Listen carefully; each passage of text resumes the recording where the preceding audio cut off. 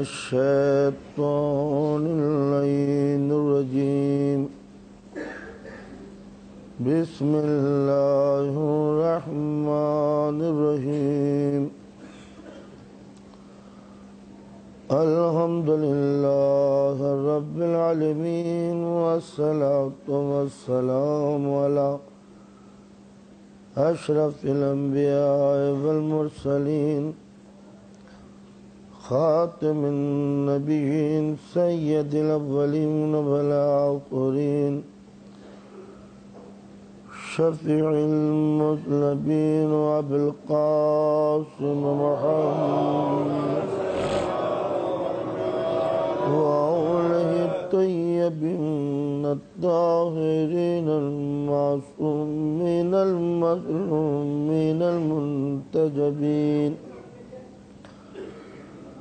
ولعنة الله على أعدائهم أجمعين أما بعد فقد قال الله تعالى وتبارك في القرآن الحكيم بسم الله الرحمن الرحيم ولا تقولوا لمن يقتل في سبيل الله أموات بل أحياء ولكن لا تشعرون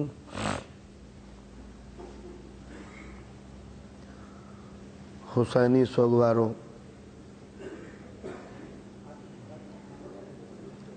اب کی یہ مجلس رات کی مجلس سے بالکل مختلف ہوتی ہے اور اب کی مجلس سے آنے والی رات کی مجلس بالکل الگ ہوتی ہے۔ جب ہم شب عاشور کی مجلس پڑھتے ہیں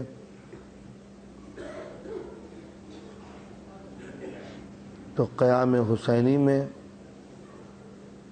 حسینی پیاسے موجود رہتے ہیں، اور اب کی گھڑی میں جو مجلس ہم پڑھتے ہیں تب زینب کے خیموں میں ایک ایک شہید کی لاش آنی شروع ہو جاتی ہے۔ صبح سے لے کے اب تک یہ آپ کے امام کو لاشوں پہ لاشیں اٹھاتے ہوئے ہو گئی، ایک حسین اور اتنی لاشیں، رونے والی بیویاں اور اتنے جوانوں کی میتیں، سیدہ کے اسی بھرے ہوئے گھر کی تاراجی کا پرسا، ہم رسول کے غلام، آل رسول کے خادم در معصومہ پر بیٹھ کر پرسا دینے کے لیے آئے ہیں۔ اب میں سمجھنے سے قاصر ہوں کہ معصومہ کے لیے وہ کون سے جملے ادا کروں جس سے سیدہ کے 72 زخموں کا مرہم مہیا ہو سکے۔ ایک بات میں یاد دلا دوں، حسینی عزاداروں، آل رسول کے سوگواروں، جب مصیبت آل رسول سننا تو رونے میں بخل نہ کرنا، نہ یہ دیکھنا کہ ہمارا فیشن ہے یا نہیں، نہ یہ سوچنا کہ یہ غیر ملک ہے یا نہیں، اس لیے کہ جو سوگوار ہوتے ہیں وہ ظرف مکان، وہ ظرف زمان کے پابند نہیں ہوتے، جن پر مصیبتیں نازل ہوتی ہیں وہ رونے میں کہیں بخل نہیں کرتے، اور میں رونے کے لیے یوں کہہ رہا ہوں کہ یہی وہ گریہ ہے جو آپ کی معصومہ کے زخموں کا واحد مرہم ہے۔ سیدہ نے آپ سے کسی چیز کے لیے کچھ نہ مانگا، مگر مانگے ہیں تو آنسو مانگے ہیں، اور یہ وہ گریہ ہے، یہ وہ آنسو ہے کہ جس کو ہر امام نے آپ سے یہی چیز مانگی ہے کہ رونا تو اس طرح رونا جیسے اپنے گھر کے جنازوں پر ماتم کرتے ہو۔ امام جعفر صادق علیہ السلام ہے، مجلس بپا ہو رہی ہے، مجلس کے دوران خطیب منبر پر ہے، صادق آل محمد کائنات کا امام نیچے بیٹھا ہوا ہے، مقدرات عصمت آل رسول پس پردہ ہیں، خطیب منبر پر گیا ہے، واقعات کربلا بیان کرنے شروع کیے۔ ایک مرتبہ امام کی نظر اپنے ایک صحابی دوست کے اوپر جا کے پڑی، ابو بصیر سامنے بیٹھے ہوئے ہیں۔ امام کہتے ہیں ابو بصیر کیا میرے جد کی مصیبتیں تجھے رلانے کے لیے کافی نہیں ہیں؟ ابو بصیر نے رومال آنکھوں سے ہٹا دیا، فرزند رسول ہم سوگوار ہیں، دیکھیے میری آنکھوں میں آنسو ہیں۔ ایک جملہ کہا امام نے، ہاں ابو بصیر تم ہمارے جد کی مصیبتوں پہ رو تو رہے ہو، مگر اس طرح رو جیسے کوئی ماں روتی ہے اس بیٹے کے لیے کہ جس کی آغوش میں اس کا لال ذبح کر دیا گیا ہو۔ اس لیے عزاداروں میں کہتا ہوں جب مصیبت آل رسول سنو تو آنسوؤں کو گھٹوا نہ لینا، دل میں اس غم کو چھپا نہ لینا، اس لیے کہ یہ واحد مصیبت ہے، یہ واحد مصیبت ہے کہ جو سیدہ اپنی مصیبتوں کو بھول جاتی ہے۔ وہ دن وہ گھڑی آپ کو یاد ہوگی کہ جب رسول اپنے سامنے اپنی پارہ جگر جناب سیدہ کو بٹھا کر، علی مرتضیٰ ہیں، حسن مشتبہ ہیں، حسین ہیں، نبی کا گھر ہے، نبی کا چھوٹا سا حجرہ اور اس میں پنجتن پاک، 5 کے علاوہ کوئی چھٹا نہیں ہے، دروازے بند ہیں، اور یہ آسمان کے نوری زمین پہ بیٹھے ہوئے سب رو رہے ہیں۔ جناب سرکار دو عالم نے جناب معصومہ کو اطلاع دی ہے کہ میرا لال حسین کربلا میں 3 روز کا بھوکا پیاسا شہید ہو جائے گا۔ تو جس وقت جناب معصومہ نے یہ سنا کہ میرا لال مارا جائے گا تو ایک عجیب بات پوچھی، بابا میں یہ کون ہوں کہنے والی کہ میرا لال کیوں مارا جائے گا؟ جو مرضی خدا کی ہو، جو مرضی اس کے رسول کی ہو، جو مرضی اس کے امام کی ہو، میں تو آپ سے صرف ایک سوال کرتی ہوں بابا کہ جب میرا لال کربلا میں اکیلا ہوگا، جب میرا جگر کا ٹکڑا کربلا میں تنہا ہوگا تو کیا آپ ہوں گے جو میرے حسین کے غم میں مصیبتوں میں شریک ہو؟ رسول نے کہا بیٹی افسوس کہ اس گھڑی میں نہ ہو سکوں گا۔ کہا بابا آپ نہ ہوں گے تو کیا میرا لال جب کربلا میں اکیلا ہو کے حل من ناصرین کی انصرنا کی آواز بلند کرے گا تو علی ہوں گے جو اپنے بیٹے کی نصرت کے لیے آگے جائے؟ کہا نہیں جانے پدر، علی بھی نہ ہوں گے جو اپنے لال کی مدد کرے۔ اب سیدہ کچھ پریشان سی ہوئی، بابا یہ بتائیے میرا لال جب مدد کے لیے پکارے گا تو حسن ہوگا جو اپنے ماں جاہے کی مدد کرے؟ کہا نہیں بیٹی حسن بھی نہیں ہوگا، یہ کہہ گے سیدہ زمین پہ گر پڑی۔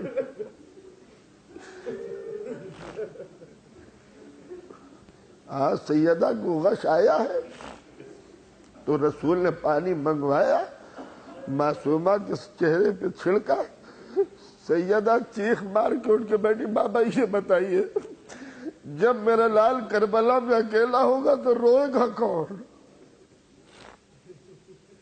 ایک عجیب تمنا تھی کہ میرے لال کو کوئی رونے والا ہو، میرے لال کا کوئی غم گسار ہو، میرے لال کا کوئی ماتم کرنے والا ہو۔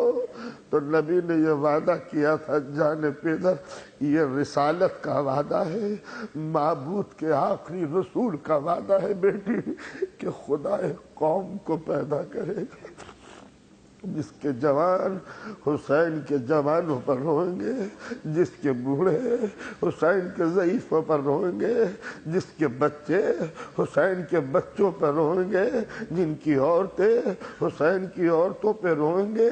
اور رسول کا وہ وعدہ سننے کے بعد جب میں اپنے ان چاہنے والوں کے مجمع کو دیکھتا ہوں تو اب میں جناب سیدہ کی روح پاک سے کہوں بی بی تیرے باپ کا وعدہ کتنا سچ تھا، دیکھا آج یہ لندن کی سرزمین پر کتنے چاہنے والے رات سے بیٹھے ہوئے ہیں۔ دوستو تم نے حق ادا کیا، مولا کا ماتم کیا۔ میری آواز اگر میری بہنیں سن رہی ہوں گی تو وہ بھی آپ یاد رکھے کہ انہوں نے سیدہ کو پرسہ دینے کی کوشش کی ہے، مگر بیویوں جہاں تم بیٹھی ہو تم یہ نہ سمجھ لینا کہ رات بھر تم ہی نے مولا کا ماتم کیا ہے، یہ نہ سمجھ لینا کہ شب بھر تم نے ہی عزاداری کی ہے۔ ارے جہاں تم حسین کا ماتم کر رہی ہو وہاں کوئی ماں بھی آئی ہوگی جس نے ساری رات اپنے لال کا ماتم کیا، اور جہاں میری چھوٹی چھوٹی بیٹیاں بیٹھی ہیں وہاں کوئی 4 برس کی یتیمہ بھی آئی ہوگی جو رونے والوں کی آنکھوں کو دیکھ رہی ہوگی کہ میری بہنوں آج تم میرے باپ کا ماتم کر رہی ہو۔ ارے کل جب کربلا میں اپنے باپ کا ماتم کرتی تھی تو میرے رخساروں پہ تماچے مارے جاتے۔ عزاداران امام مظلوم، ہمارے ہند پاک میں کتنی وہ روایتیں مشہور ہیں، کتنی وہ خواب مشہور ہیں، کتنے وہ معجزات مشہور ہیں کہ رونے والوں نے جب معصومہ کو خواب میں دیکھا کہ رو رہی ہیں، کتنے وہ واقعات موجود ہیں۔ خود میں نے اپنی زندگی میں کتنی مرتبہ مومنین و مومنات کو کہتے سنا کہ ہمیں معصومہ کی زیارت ہوئی، مگر جس سے بھی پوچھا صرف ایک ہی جملہ کہتا ہے کہ ہم نے معصومہ کو روتے ہوئے دیکھا۔ تو گویا سیدہ کے آنسو کبھی تھمے نہیں، اور ہم واقعات سنتے چلے آ رہے ہیں کہ ایک ضعیفہ بیوہ عورت تھی جو ذکر حسین کرتی تھی، ایک بیٹی عزادار بیٹی، خود بھی عزادار و سوگوار ہوتی۔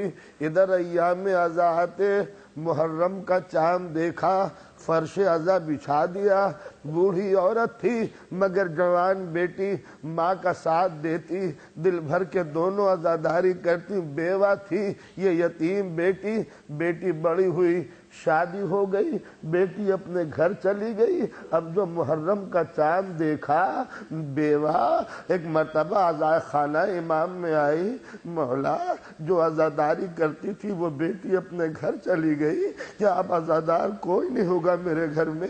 اے مولا میں ایک بوڑھی عورت کس طرح عزاداری کروں گی؟ بس یہ کہہ کہ عزا خانے میں بیٹھ کے رونے لگی، شہزادے کیا کنیز کے گھر اس سال لاؤ گے؟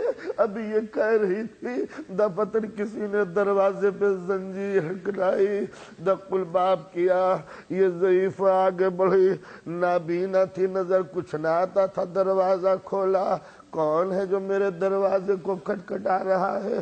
ایک آواز آئی، یہ بی بی میں مسافرہ ہوں، سفر میں ہوں، تیرے گھر میں آنا چاہتی ہوں، کیا مہمان رکھ سکے گی؟ اس ضعیفہ نے کہا کیوں نہ رکھوں گی، اس لیے کہ یہ تو مہینہ ہی مہمانوں کو بلانے کا ہے، لیکن ایک شرط ہے کہ تمہیں میری عزاداری کرنی پڑے گی، اس لیے کہ میری کوئی بیٹی نہیں۔ آنے والی نے کہا میں بھی عزادار ہوں،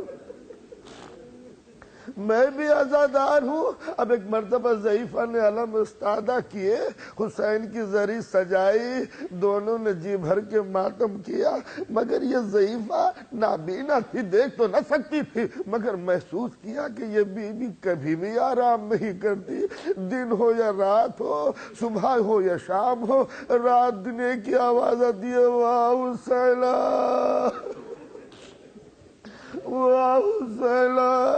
ارے ایسی رونق کبھی نہ آئی تھی، معلوم ہوتا ہے ہر وقت روشنی، ہر وقت خوشبو ہی خوشبو بسی ہے۔ محرم تمام ہوا، 11ویں محرم کو اس بیوی نے کہا تیرا احسان ہوا کہ تیرے گھر میں ہم ٹھہرے، اب ہم جاتے ہیں۔ یہ سننا تھا کہ ایک مرتبہ وہ ضعیفہ ایک کمرے میں گئی، کچھ پوٹلی میں لے کے آئی، کہا بی بی میں بیوہ ہوں، ران ہوں، لاوارث ہوں، میں کوئی تمہاری خدمت نہیں کر سکتی کہ تم نے عزائے حسین میں میرا ساتھ بٹایا ہے، مگر ہر روز میں نے اپنے حصے کا تبرک جمع کر کے رکھا ہے۔ بیوی یہ تمہاری نظر کر رہی ہوں، اسے قبول کر لو۔ بس معلوم ہوا کہ ہاں وہ نظر لے تو لی، مگر ایک جملہ سنا، حسین دیکھ تیری ماں کو تیرے رونے کا صلہ مل گیا۔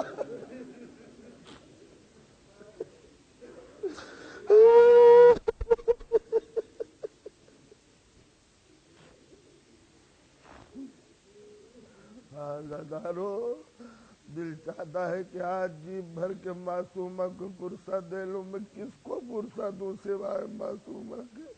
جس کا گھر تاراج ہو گیا اس کو پرسہ، لیکن حیران یہ ہوں کہ دوں تو کس کس کا پرسہ دوں۔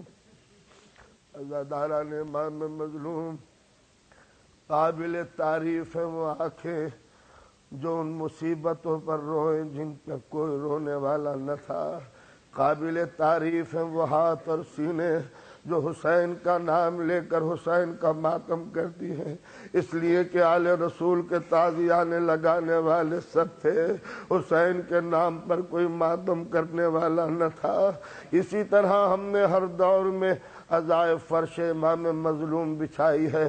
کوئی زمانہ بھی ہو، کسی بھی ظالم کا دور ہو، اللہ کی قسم اپنے بزرگوں کی تاریخیں پڑھو، ہم نے اپنے جگر کے ٹکڑے قصر شاہی کی بنیادوں میں سلا دیے ہیں، مگر کبھی حسین کا ذکر ہم نے ختم نہیں کیا۔ ہمارے خون سے گارے بنائے گئے ہیں، مگر کبھی ہم نے حسین کے ماتم سے سبکدوشی حاصل نہیں کی۔ ہم زندہ آگوں میں جلائے گئے ہیں، مگر کبھی حسین کے غم کو ہم نے کسی دور میں بھی فراموش نہ کیا۔ آج تو تم خدا رکھے آزاد ہو، آج تو تمہارے رونے پہ پابندی نہیں، آج تو حسین کے ذکر کرنے سے تمہارے ہاتھ نہیں کاٹے جاتے، آج تمہاری گودیوں میں تمہارے بچوں کا گرم خون نہیں بہایا جاتا۔ ارے ذرا ان بزرگوں کی تاریخ کو یاد رکھو جو صرف حسین کے غم منانے کے لیے کون کون سی قربانیاں دی تھی، جہاں ایک ایک دن میں 70 ہزار سادات قتل کیے گئے، جہاں سادات کے سروں سے میناریں بنائی گئی، جہاں محلہ اے بغداد کے محلے یاد رکھنا کہ تم نے 70,000 سادات کو ایک دن میں قتل کرایا ہے، جہاں سادات کے سروں کی نمائش ہوتی تھی صرف اس لیے کہ یہ آل رسول کا نام کیوں لیتے ہیں۔ ہم انہی نسل سے تو ہیں، انہی کی یادگار ہیں۔ ہم نے ذکر اہل بیت کو کبھی نہ چھوڑا۔ حکومت بنی عباس نے ہم پر ٹیکس لگایا کہ جو حسین کی زیارت کرنے کے لیے آئے وہ ٹیکس ادا کرے۔ ہم حکومت میں کوئی کاروبار نہیں کر سکتے تھے، نہ زراعت تھی نہ تجارت تھی۔ ایک بھوکی قوم جو مشکل سے 2 لقمے کھا کے جی رہی ہو، اس کے لیے جب ٹیکس کا حکم لگا، اللہ اللہ سلام ہو تمہاری مقدس روحوں پر اے حسینی کارواں، تم سال سال بھر تک بھوکے رہتے تھے اور تھوڑا تھوڑا بچاتے تھے تاکہ جب حسین کے روزے کی زیارت کریں تو ٹیکس ادا کر کے چلے جائیں اور حسین کی قبر سے لپٹ جاتے تھے۔ جب ٹیکس لگانے سے بھی یہ قوم نہ رکی تو ظالم حجاج نے حکم یہ دیا کہ ان کا ایک ہاتھ قطع کر دیا جائے تب حسین کے روزے پر جائے۔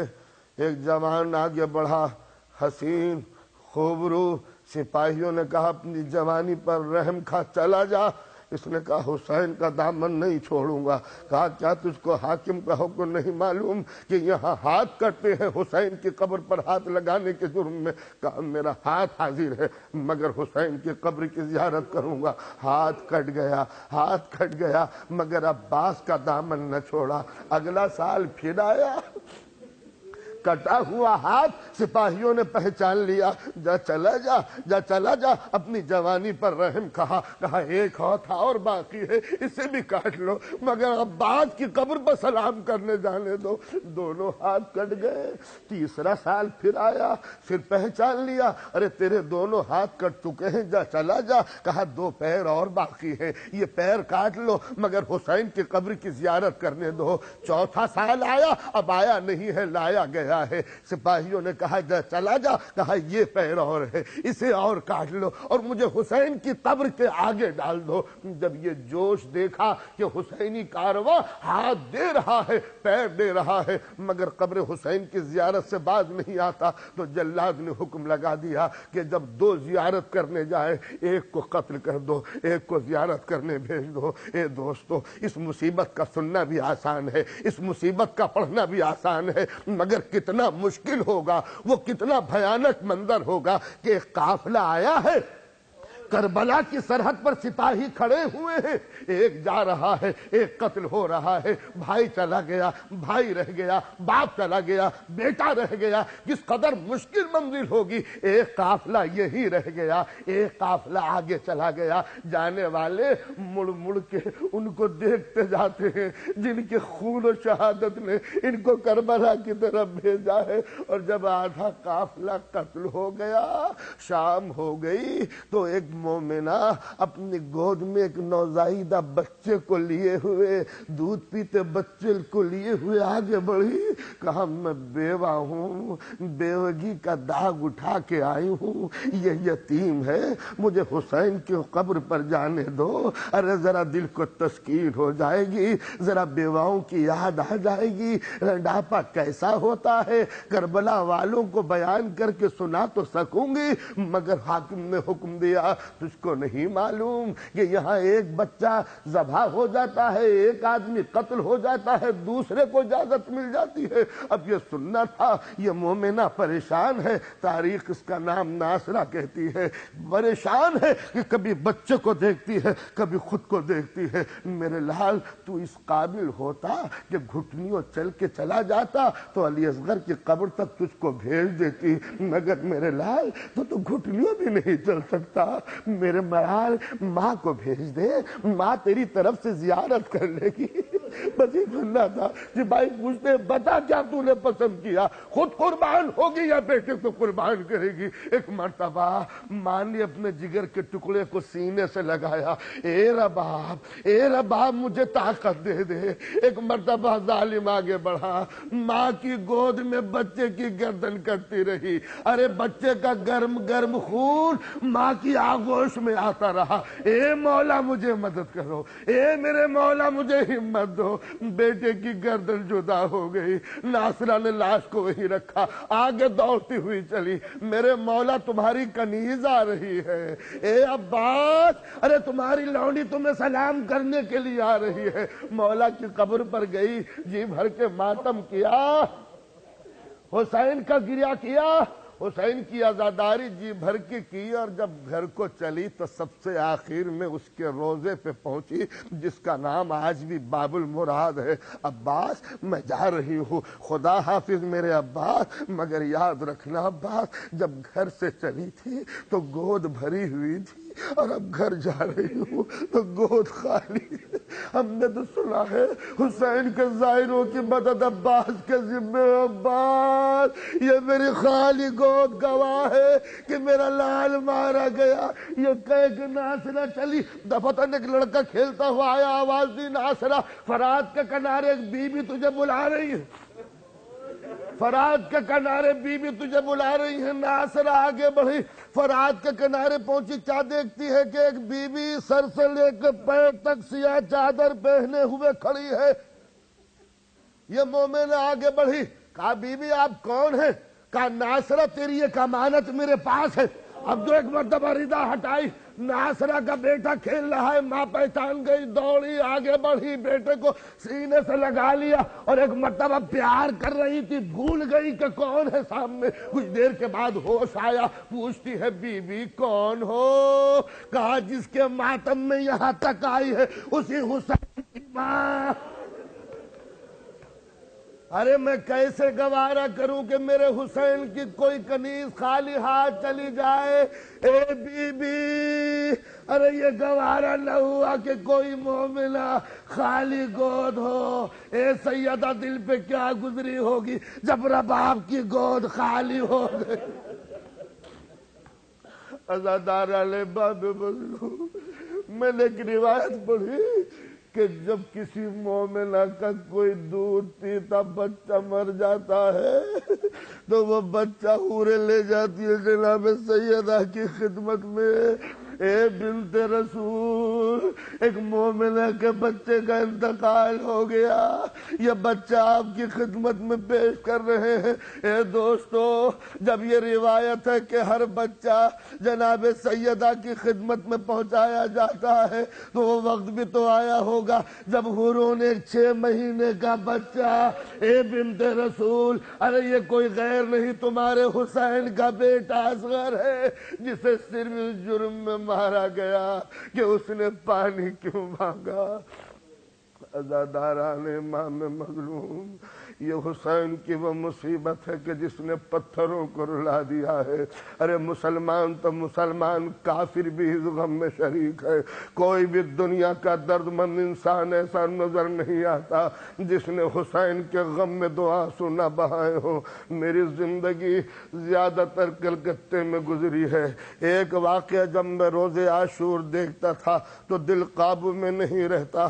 جس وقت حسینی کارواں ماتم کرتا ہوا کربلا کی طرف بڑھتا، 7 میل کا طویل راستہ، چاروں طرف ہزاروں لاکھوں انسان سوگوار، غم زدہ، ہندو بنگالی، آنکھوں میں آنسو ہیں، احترام ہے۔ ہم نے بہت موقعوں پر دیکھا کہ جس وقت بنگالی اپنے مذہبی تہواروں میں دیوانے ہو جاتے ہیں، مگر اللہ کی قسم اگر کبھی ان کے درگا پوجا کا تہوار محرم میں پڑا ہے، میں گواہ ہوں اور سینکڑوں گواہ ہیں کہ انہوں نے اپنے مذہبی تہواروں میں باجے نہیں بجائے، صرف اس لیے کہ حسین کا غم ہے۔ آج کے دن کوئی غم خوشی نہ منائے، اور میں یہ دیکھتا ہوں کہ آج بھی وہ ہندو بنگالی عورتیں حسین کے اس جلوس کے سہارے کھڑی ہوئی چلتی ہیں، ہاتھوں میں ان کے دودھ کے پیالے ہیں۔ ابو الفضل عباس کا علم گزر گیا، یہ عورتیں دودھ لیے ہوئے ہیں۔ حسین کا تابوت گزر گیا، یہ عورتیں دودھ لیے ہوئے ہیں۔ جلوس گزر گئے، ذوالجناح گزر گئے، عورتیں بسب احترام دودھ کے پیالے لیے ہوئے ہیں۔ ایک مرتبہ ایک جھولا گزرا، جیسے ہی گہوارہ گزرا، اس گہوارے کے نیچے سڑک پر دودھ بہانا شروع کیا۔ کہتی ہیں گہوارے کے لے جانے والوں اس دودھ پہ سے گزرو۔ ہم نے پوچھا یہ تو توہین ہے رزق کی، کہا ہمیں نہیں معلوم کہ یہ کیا ہے، مگر ہم اتنا سنتے ہیں کہ کربلا کے تپتے ہوئے بن میں ایک دودھ پیتا بچہ تھا جس کی ماں کا دودھ خشک ہو گیا۔ ہم نے سنا ہے کہ اس کے باپ نے پانی مانگا تھا۔ ہم کہتے ہیں اے کربلا کے پیاسے دیوتا، ہم کافر سہی، ہم ہندو سہی، مگر ہمارے بھی گودیوں میں بچے ہیں۔ ارے بڑا کہیں بچے کو دودھ سے محروم کیا جاتا ہے۔ ارے ہم کربلا میں ہوتے تو علی اصغر کے لیے دودھ لے جاتے۔ اے حسین، ارے تیرے غم نے تو کافروں کے دلوں کو برما دیا۔ ارے وہ کیسے ظالم تھے جو تیرے ہاتھ پر 6 مہینے کے اصغر کو دیکھ رہے تھے، اور مولا نے عجیب و غریب جملہ کہا۔ یہ نہیں کہا اے مسلمانوں میرے بچے کو پانی پلا دو، یہ نہیں کہا کہ اے قرآن والو میرے بچے کو پانی پلا دو، یہ نہیں کہا کہ اے نبی کے ماننے والو، اے کعبے کے سمجھنے والو، اے کلمے کے پڑھنے والو میرے بچے کو پانی دے دو۔ ایک جملہ کہا مولا نے، اے اولاد والو میرے بچے کو پانی پلا دو۔ ارے چاہے تم کسی مذہب کو مانو یا نہ مانو، مگر تمہارے گھر میں اولاد تو ہوگی، ارے تمہاری گودیوں میں بچے تو ہوں گے۔ اور میں نے ابھی کہا کہ اہل بیت نے پوری تاریخ میں یہ پہلی مرتبہ سوال کیا، جنہوں نے دنیا کے سوال پورے کیے، جن کے گھر سے کوئی خالی ہاتھ نہ گیا، آج وہ غیرت مند امام کبھی زبان کھولنا چاہتا کہ مانگوں یا نہ مانگوں۔ اور جملہ کہا اے مسلمانوں، اے اولاد والوں میرے بچے کو تھوڑا سا پانی پلا دو۔ ایک ایک کو دیکھ رہے ہیں۔ ایک بات کہہ دوں دوستو، رمضان گزر گیا، آپ نے روزے رکھے ہوں گے، ہم نے سنا ہے، اپنے گھر میں دیکھا ہے، اپنے بزرگوں کو، دوستوں کو، کہ روزے دار کے سامنے کوئی کھاتا نہیں ہے، روزے دار کے سامنے کوئی رزق نہیں رکھتا کہ کہیں رزق کو دیکھ کے روزے دار کو تکلیف نہ ہو۔ اے دوستو ذرا سوچو، حسین وہ چیز مانگ رہے ہیں جو چیز دریا کی شکل میں دور تک بہ رہی ہے۔ رزق نہیں مانگا، روٹی نہیں مانگی، اس فرات سے پانی مانگا جو اہل بیت کی ملکیت میں رسول نے دی تھی۔ مسلمانوں اس فرات میں سے پانی دے دو، اور جب کسی نے نہ دیا تو مولا ایک ایک لشکر کی طرف نظر ڈالتے ہیں، ایک ایک دستے کو دیکھتے ہیں، شاید یہ پانی دے دے، شاید یہ پانی دے دے، شاید یہ پانی دے دے، اور پھر ایک جملہ کہا کہ شاید تمہیں یقین نہیں آتا کہ میرا بچہ پیاسا ہے۔ اے اصغر حجت خدا کے فرزند ہو، میرے لال اب ہم کچھ نہیں مانگیں گے، تم ہی مانگو۔ تاریخ کے جملے ہیں کہ ایک مرتبہ 6 مہینے کے بچے نے خشک ہونٹوں پر زبان ننھی سی پھرائی، یہ بتانے کے لیے پیاسا ہوں۔ اب لشکر بےتاب ہو گیا، ہتھیار پھینکنے لگے۔ اے ابن زیاد، ارے شمر کو بلاؤ، ہم سے یہ منظر نہیں دیکھا جاتا۔ جب ہتھیار پھینکنے لگے تو ایک مرتبہ عمر سعد نے آواز دی، اے ہرملہ کیا دیکھ رہا ہے؟ شمر لعین آگے بڑھا، آواز دی، ہرملہ خاموش کیوں ہے؟ کلام الحسین، ارے حسین کے کلام کو منقطع کر دے۔ ارے ظالم نے کمان میں وہ زہر میں ڈوبا ہوا تیر نکالا جس کے لیے اہل عرب لکھتے تھے کہ لوہے کی چادر کو چاک کر کے یہ تیر لگ جاتا تھا۔ ارے ظالم نے حسین کی طرف تیر پھینکا، بچے کے گلے میں لگا۔ 2 روایتیں ہیں، ایک روایت تو یہ کہ یہ تیر بچے کے گلے کے آر سے پار ہو گیا، دوسری روایت یہ ہے کہ یہ تیر ایک کان میں سے چھپ کے دوسرے کان میں نکلا۔ یہ 2 روایتیں بس جیسے ایک مرتبہ باپ نے اپنے لخت جگر کو تڑپتے ہوئے دیکھا، ارے گلے سے کس طرح تیر نکالا ہوگا مجھے نہیں معلوم، اتنا تو تاریخ نے بتایا کہ جس وقت امام حسین نے علی اصغر کے گلے سے تیر نکالا، بچہ تڑپنے لگا، باپ نے تیر کو چھوڑ دیا، پھر حسین نے تیر نکالا، بچہ تڑپا، باپ نے چھوڑ دیا۔ ایک جملہ کہا ہے، اصغر اب باپ کے ہاتھوں میں اتنا دم نہیں ہے۔ اے میرے لال اکبر کا جنازہ اٹھا چکا حسین، اب جیسے اصغر سمجھ گئے ہو، حسین نے بچے کے گلے سے تیر نکالا، بچے کا دم نکل گیا۔ اب علی اصغر کا لاشا حسین کے ہاتھوں پر، ابھی یہی دفن کر دوں؟ ابھی آپ نے عمل دہرایا ہے، ابھی آپ نے وہ عمل دہرایا ہے کہ حسین مقتل سے چلے خیموں کی طرف، ان للہ و انا الیہ راجعون، رضا بقضائہ و تسلیما لامرہ۔ اور جب 7 مرتبہ مولا یہ فیصلہ نہ کر پائے کہ دفن کروں یا جناب رباب کو اطلاع دوں، تاریخ کہتی ہے آخر میں مولا در خیمہ پہ جا کے کھڑے ہو گئے، آواز دی، رباب، اے رباب اپنے بچے کو لے جا۔ اور تاریخ کے یہ جملے کہ رباب نے یہ جملہ سنا مگر خاموش ہے۔ ایک مرتبہ سکینہ دوڑتی ہوئی آگے بڑھی، در خیمہ پر آئی، خیمے کا پردہ اٹھایا، علی اصغر مولا کے ہاتھوں پر قبا کا دامن، بچے پر۔ سکینہ سمجھ گئی بھیا کو پانی پلا لائے۔ بابا ہم بھی تو پیاسے تھے، اے بابا ہماری پیاس کا آپ نے خیال نہ کیا، اصغر کو پانی پلا لائے، ہم سے کیا آپ کو محبت نہیں ہے؟ بس یہ سننا تھا کہ مولا نے قبا کا دامن پلٹ دیا، علی اصغر کی چھدی ہوئی گردن، سکینہ تڑپنے لگی، اے بابا میرے بھیا کو کس نے مارا؟ اجرکم اللہ۔ پھر حسین آئے مقتل میں، اب وہ عمل کیا، مولا نے ذوالفقار سے قبر کھودی، علی اصغر کے لاشے کو سینے سے لگائے رہے۔ ایک روایت میں نے یہ بھی دیکھا ہے کہ جناب زینب قریب آ گئی تھی، بھیا علی اصغر کا جنازہ مجھے دے دو، تم قبر کھودو۔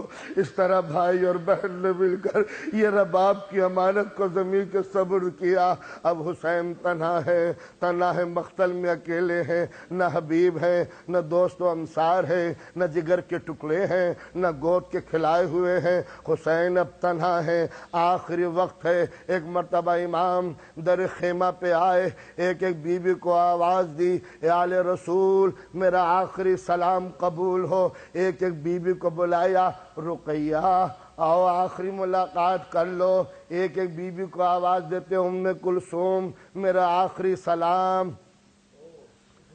اے رباب، اے ام لیلہ، حسین کا آخری سلام قبول ہو۔ ایک سے جدا ہو گئے، اور جب سب کو آواز دے لی تو ایک مرتبہ جملہ کہا، میرے ماں کی کنیز فضا، تو نے تو مجھے گودیوں میں کھلایا ہے، آج میں اپنی ماں ہوتی تو اس سے بھی الوداع مانگتا۔ آج ماں کی جگہ حسین فضا کو آواز دے رہے، فضا اپنے حسین کا آخری سلام قبول کر لے۔ زینب سامنے کھڑی ہوئی ہے، زینب آنکھیں اٹھائے ہوئے اپنے حسین کو دیکھ رہی ہے، مگر مولا کی ہمت نہیں جو زینب کو دیکھ سکے۔ سب سے الوداع، سب سے جدا ہو گئے، سب سے اجازت لے لی، اب کوئی نہیں ہے، ایک مرتبہ حسین ہے اور زینب ہے۔ زینب اب آخری وقت قریب آ گیا ہے، بہن وصیت سن لو، گھر بھر سے ہوشیار رہنا۔ زینب سر ہلاتی جاتی ہے، میرے مولا، میرے حسین، میرے ماں جائے وصیت بیان کرو۔ زینب سن رہی ہے، اے زینب تیرے دل کی عظمتوں پہ قربان ہو جائے، اے زینب جہاں نبوتیں کانپ گئی وہاں تو نے ثبات قدم دکھایا ہے۔ اب زینب کی آنکھوں میں نہ آنسو ہے نہ گریہ ازاری ہے۔ ہاں حسین بیان کرو۔ زینب گھر بھر تیرے حوالے، یہ بچے تیرے حوالے، یہ رانڈے تیرے حوالے، یتیموں کا خیال رکھنا، بیمار کربلا کا خیال رکھنا، سب کی وصیت کرتے چلی جا رہی ہے۔ زینب ایک ایک کی وصیت سن رہی ہے، ہاں میرے ماں جائے عمل کروں گی۔ اور جب ساری وصیتیں کر چکے تو ایک مرتبہ حسین نے عجب فقرہ کہا، اے زینب، اے زینب اب ایک آخری وصیت رہ گئی ہے۔ کہا ماں جائے بیان کرو۔ کہا زینب تمہیں معلوم ہے کہ جب ہم نماز شب کے لیے اٹھتے تھے تو تم ہمارے نزدیک ہوتی تھی۔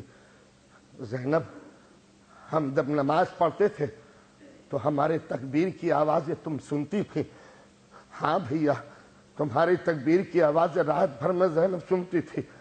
زینب آج کی رات آئے گی تم تنہا نماز شب پڑھو گی۔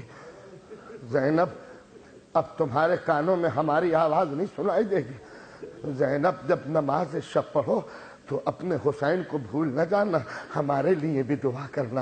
اے حسین، اے حسین، اس جملے کے بعد میں یہ کہنے کے لیے تیار ہوں، اے میرے حسین، تو علم غیب کا مالک ہے، تجھ کو معلوم ہے کہ چاہے زینب پر قیامت گزر جائے مگر زینب کی نماز شب بھی قضا نہ ہو سکے گی۔ اب دوستوں میں پریشان ہوں کہ جب ہم نماز پڑھتے ہیں تو حالت قیام میں ہمارے ہاتھ ایسے ہیں، جب رکوع میں جاتے ہیں تو ہاتھ گھٹنوں پہ ہیں، اور جب سجدے میں جاتے ہیں تو ہاتھ زمین پہ ٹیک لیتے ہیں، تب سجدہ ہوتا ہے۔ اے میرے امام، جب آپ نے کہا ہے کہ زینب کی نماز قضا نہ ہوگی تو اب میں پریشان ہوں کہ زینب نے نماز پڑھی ہوگی تو کیسے پڑھی ہوگی؟ ارے جس کے دونوں ہاتھ پسے گردن بندھے ہوئے ہوں اس نے سجدہ کیا ہوگا تو کیسے کیا ہوگا؟ سبحان ربی العلی و بحمدہ۔ بس کربلا میں دو ہی مصیبتیں رلاتی ہیں، ایک عباس کا گرنا، اس لیے جو گھوڑے سے گرتا ہے اس کے ہاتھ زمین پہ ٹک جاتے ہیں، مگر ہائے عباس جب گھوڑے سے گرے ہوں گے تو جس کے ہاتھ نہ ہوں گے وہ زمین پر تھما کیسے ہوگا؟ اور جب زینب نے سجدہ کیا ہوگا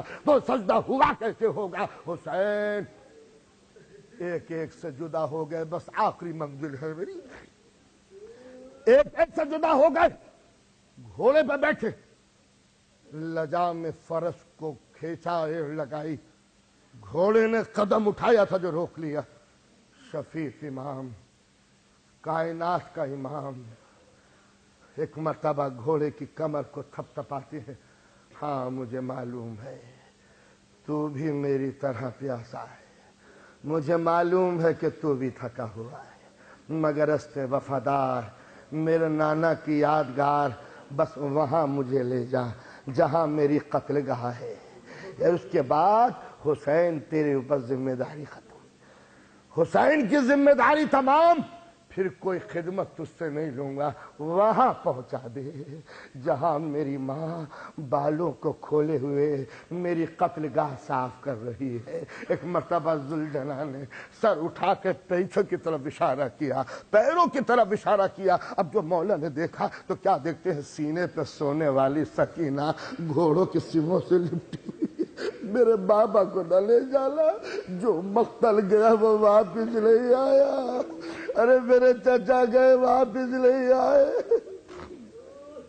مولا اترے، سکینہ کو سینے سے لگایا، جانے پدر مہمان کو رخصت کر دو بیٹی، مسافر کی منزل نزدیک آ گئی ہے، تم مسافر کو الوداع کہہ دیا تھا بیٹی۔ کہا بابا، اے بابا آپ جا رہے ہیں؟ کہاں بیٹی ہم جا رہے ہیں۔ سکینہ بابا ہمیں مدینہ پہنچا دیجئے۔ مولا نے سر چکا لیا، باپ کو چپ دیکھا، امامت کی بیٹی یہ سمجھ گئی کہ بابا چاہ کر مدینہ نہیں پہنچا سکتے، تھوڑا سا پانی پلا دیجئے۔ کہا بیٹی باپ مجبور ہے میری بیٹی، بس اب سکینہ چپ ہے۔ مایوس ہو گئی سکینہ۔